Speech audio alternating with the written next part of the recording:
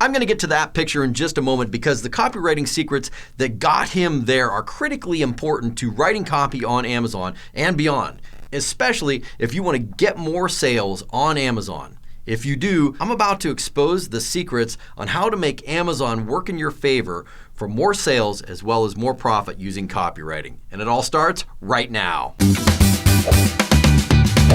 Hey Misfit, I'm Sean Farrington. This channel is all about helping you to get the Amazon gains while avoiding the Amazon chaos.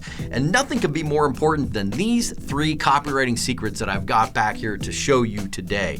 First off, I'm super excited because I'm going to give you 3 live examples that you can actually use to change your copy today.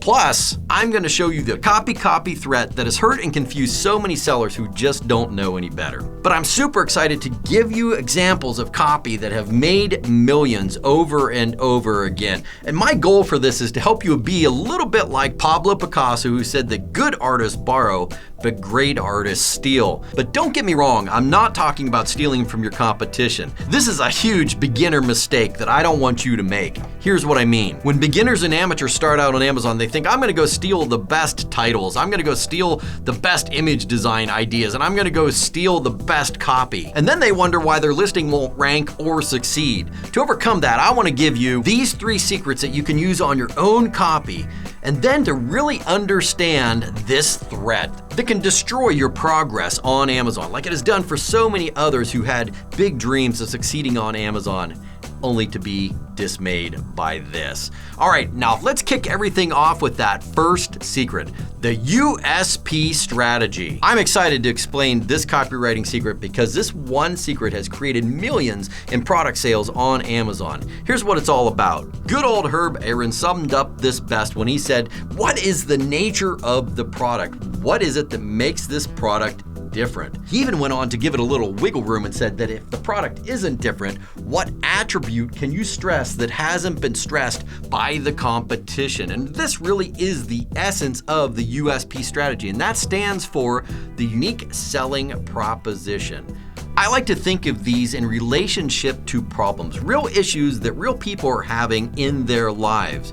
Let's go ahead and take an imaginary product like these grooming shears that are used to groom large pets. So what are the problems that these shoppers are having? So we would dig that up using actual market research. And let's just say that digging through that research, we found that they're having problems with cutting their pet's skin or burning their fur. So what we want to do is to make sure that we get extremely personal with these unique selling propositions using this strategy. Because of this burning or cutting, we could come up with pet-safe blades.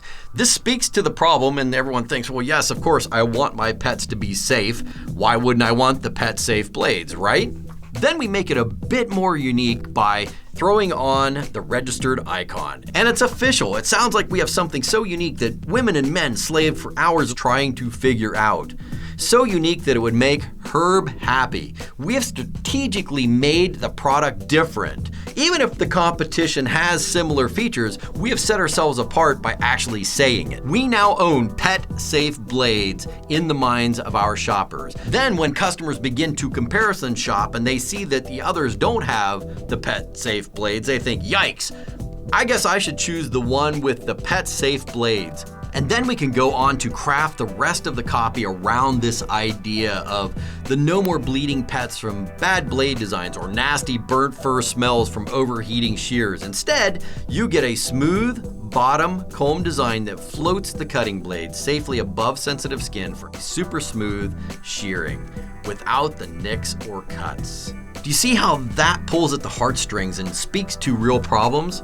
This USP strategy goes a long way to setting your listing apart from the other options. It's a true differentiation that makes you new in the space. And this is where this USP strategy really shines. So craft up a USP for your product to make your listing stand out. I still have 2 more to give you, and that copy threat. Understanding how to use these strategies and avoid that threat are going to revolutionize your copywriting for Amazon and beyond. In fact, you're going to want to pay attention to this because I'm going to give you the access to grab some proven copy that has generated wealth for others in the past. And your next steps start with this truism: product listings exist to sell products. Listen, you only put copy on a listing for one reason. Everything on that listing is there to sell products for you, which is why the answer to this question will change your life. What makes customers buy? Seriously, what turns a shopper into a buyer? The answer may surprise you. At its core, it's emotions. It's desire and fear. And of the two of these, desire and fear, one has produced disproportionately greater results and greater wealth than the other. Can you guess which one? When it comes to copywriting for Amazon, this is where that Pareto principle comes in, the 80-20 rule of Amazon copywriting, or any copywriting for that matter. And here's the answer.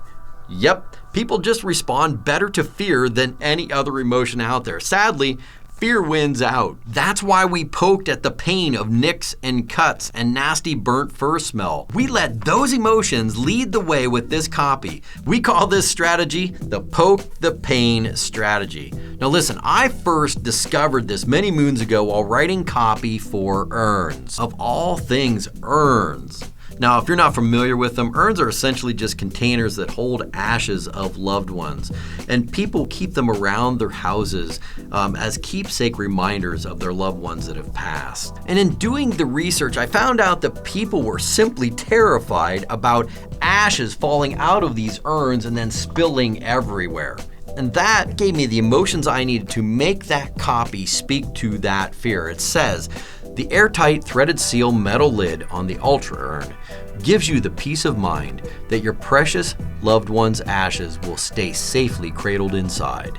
Can you see how that works and what pains that pokes? Again, this gets back to that 80-20 rule of Amazon copywriting. The fear of pain just wins out, so you've got to poke those pains. And listen, the poke the pain strategy works whether you're selling to pet owners or if you're selling urns to people. So you have the USP strategy, you have the poke the pain strategy, you have one more, and then of course, the copy threat that will destroy your progress on Amazon. Those are all coming up, so let's get started with the next secret you'll want to use, which is the skim stoppers. Listen, most shoppers are skimmers.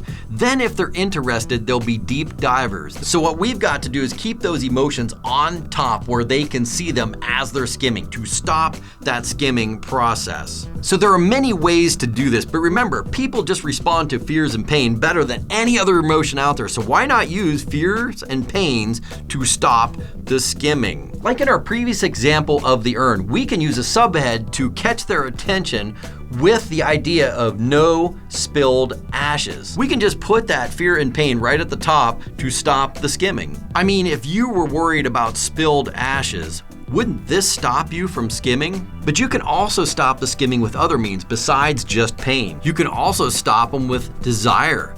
You could even stop them with shock. Or you could use social proof to stop the skimming. Listen, I know this is a lot, so let me go ahead and help you out. I've been working behind the scenes to gather resources to help you out on your journey, specifically with swipe files, and I'm gonna make a set of these available to you. It's what we covered today, plus extras that are really cool, all of it geared towards copywriting on Amazon. You can just take these examples, which have made millions already, swipe them up, modify them, and use to propel your copywriting forward. That swipe file plus a bunch of other checklists are available inside of my group. It's under this section right here inside of the group. It's all free. The link is in the description below. And listen, I still have more coming up, including that copy threat. And as I promised, I would explain this later. Okay, so we kind of began this discussion by talking about stealing and people stealing the wrong way. The swipe file is the right way to do it. This is absolutely the wrong way to do it. Let me explain what's happening. You see, it all starts with this crazy robot, the A9 algorithm. It's just a robot, but it has certain rules about what can rank and what cannot rank on Amazon. One of these rules is that the products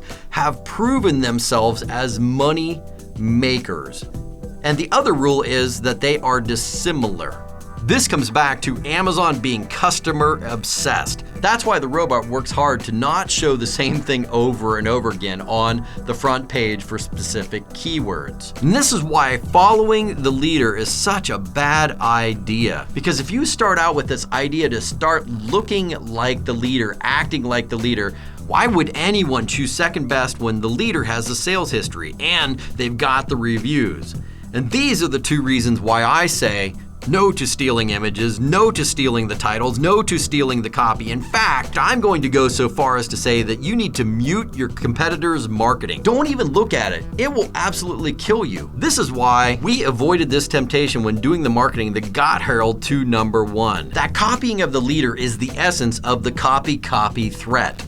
Instead, we focused on humans, not robots, because the humans have the credit cards. Robots don't carry any credit cards, but humans do, and humans are ruled by emotions. This is exactly how we got Harold to #1. He said it was because we made it sound like his hamsters had to have this bedding. But in reality, what we did is focused away from the facts and the figures and focused on the human emotions, the emotions that connected pet owners with their pets. And in this case, humans were worried over how the pet bedding would affect their hamsters. But listen, I've already showed you this. We showed you in this example, in the exact same niche with pets, how humans can empathize with cuts on sensitive skin. It's all emotions. Listen, if you can grasp this one simple skill, here's what the future is going to look like. You're going to be able to play shoppers like puppets. Now, this may sound controversial, but let me say this.